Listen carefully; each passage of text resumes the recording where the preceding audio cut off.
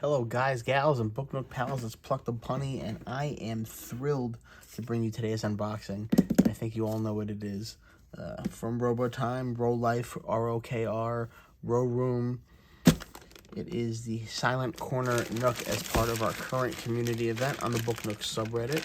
105 people participating in a community build. And let's see what we got.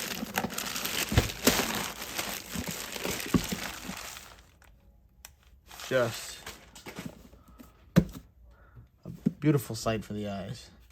So we have, like I said, Row Life's Silent Corner Study Book Nook.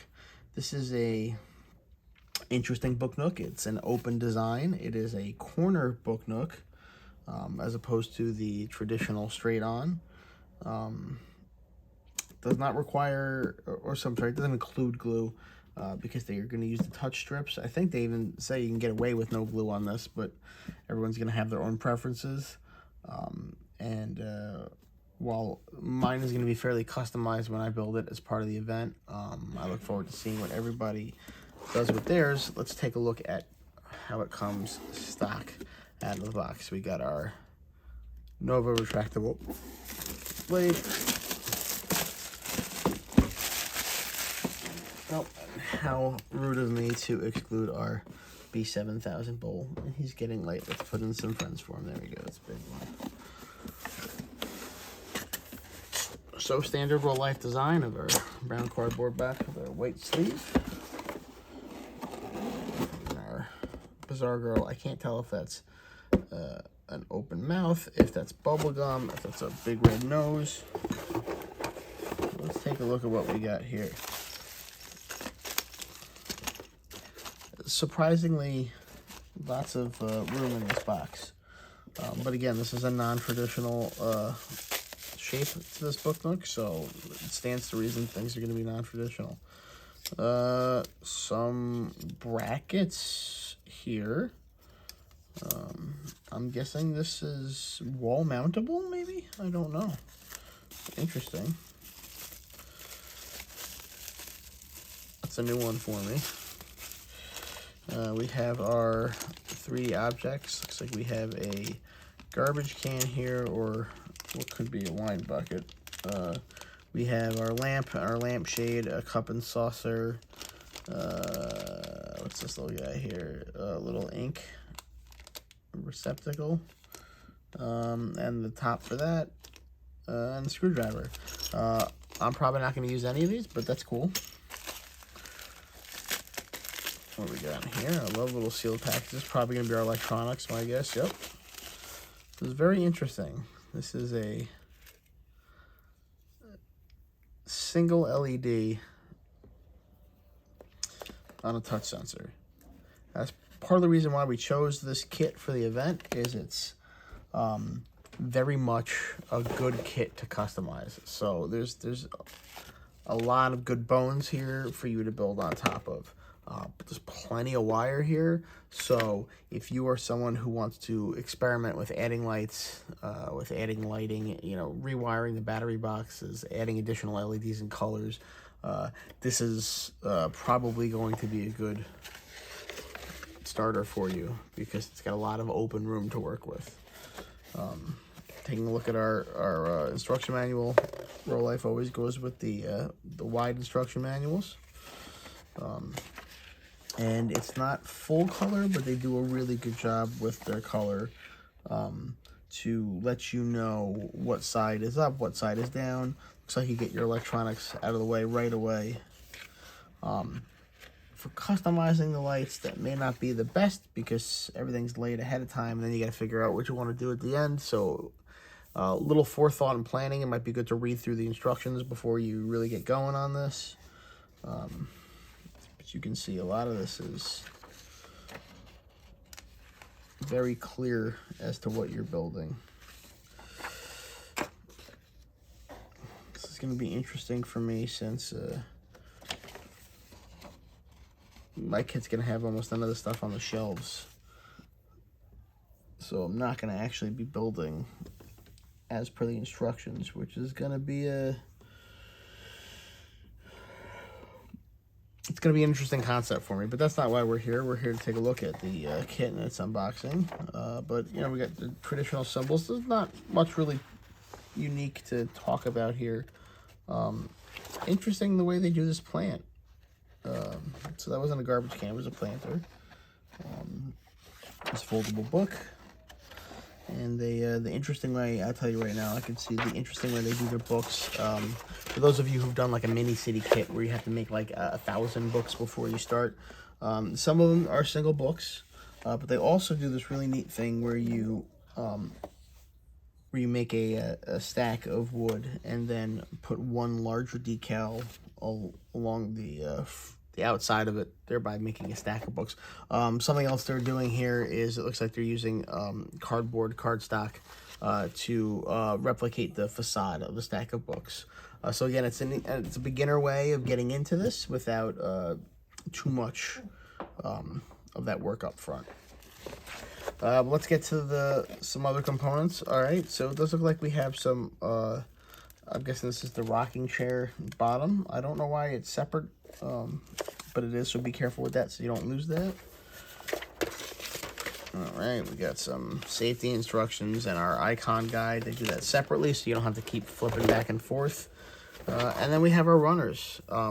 Again, this is not the largest book nook out there, but what it lacks in size and complexity, it makes up for in adaptability and customization. So this is not necessarily a book nook that's going to be your focal piece of your whole collection, but it is going to be a great starter kit if you want to customize.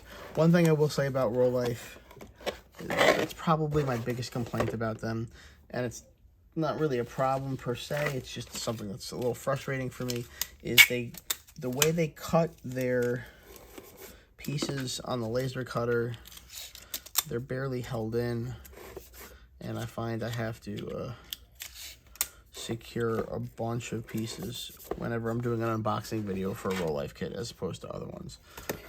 This is going to be our bottom, so not going to see too much of double-sided printing. We're probably not going to see a lot of double-sided printing in this kit, period, because the nature of it, everything's being viewed at a 45-degree angle, so everything's front-facing. You're not really seeing the outside of different objects, which actually probably answers my question as to why the chair pieces are separate, because they probably wanted to double print them. One thing you'll notice with Roll Life kits is they utilize different types of cardstock when they're putting their runners together, or they're putting their kits together rather. So you will see here one of the prototypical ones that they use is this thicker stock with this thicker stock wood with cardstock on top. It's usually your more focused, colorful pieces, because they can do more detailed printing on the cardstock than they can on the wood. Looks like that's where our touch sensor is going to be, so I'm guessing this is our bottom floor in the front corner. We do have a little bit of double-sided printing because, again, some of it is going to be exposed. And very clearly marked pieces. And another thing I do like about Roll Life is they tend to put the piece numbers on the pieces themselves, so if they do come out, that they will be easy to identify. And always checking that the flexibility is there in our curved pieces, which is very important since this basically is a 90-degree turn. All right, our ladder also double-sided printed. So again, it's not a lack of double-sided printing because they don't care to take that extra step. It's a lack of double-sided printing because it's just not necessary, the design of this kit. All right, so our various different books. So you can see some of these books are just single books. Some of these books are 3 or 2 books together. And then one thing I love that they do is on this book where you're actually going to fold and make the pages, the perforations are there So it will fold exactly on the line where it's supposed to be. It's unfortunate I'm not going to be using pretty much any of these decals in this set, but Roll Life, I'm a big fan of their decal work. Hate it or love it, here's their cardstock. Accordion cardstock is a new thing, that new to me at least. I've not seen that before, but it does look like from the instructions you're going to roll this up to make the fern for the planter if you use it as directed. Just another structural piece. You can see again on these smaller solid color pieces, they tend to put the numbers of the piece on directly on the cutout, just in case they do fall out. Roll Life does like to like I said, use multiple materials. So we do have some stained thinner MDF here. This looks like it's going to mostly be our desk. And this has got some other elements of the chair. And then we have our curtain. So, oh, yep, and then much more polarizing than I expected it to be. These are the double-sided tape strips. Now, I personally am a big fan of double-sided tape strips. I think they do not replace glue. In fact, I usually glue more than instructions suggest, but I think in certain circumstances, the double-sided tape strips are a massive improvement, and they're often slept on. Especially people complain or have the issue where they're having trouble with utilizing glue with the windows on a kit without making a huge mess. I found that double-sided tape strips like this are the perfect tool for attaching plastic to wood. So even if you're not going to use this for your set, keep them around, because when you do eventually need to attach a window, this is going to be useful. Our sad little square of sandpaper. So our sacrificial piece lives another day. We will get rid of that because it does nothing for us. And that's it. So again, guys, this is the Roll Life Silent Corner Study Book Nook. It is a smaller size kit, because if you look at the picture, we're only really dealing with 2/3 of a book nook, maybe 70% or maybe 60%, but what it lacks in size, it makes up for in customizability. So if you're looking for a canvas to paint your vision of a book nook on, this is the one I would recommend. Have a wonderful day. Oh my guys, and Book Nook pals, thank you for joining. Don't forget to like and subscribe, and follow us on the subreddit for all the Book Nook content you could ever want, including unboxings, reviews from the community, contests, community building events, community group discounts. It's all there. It's all free. Come enjoy and share your love of book nooks. Have a wonderful day. Bye-bye.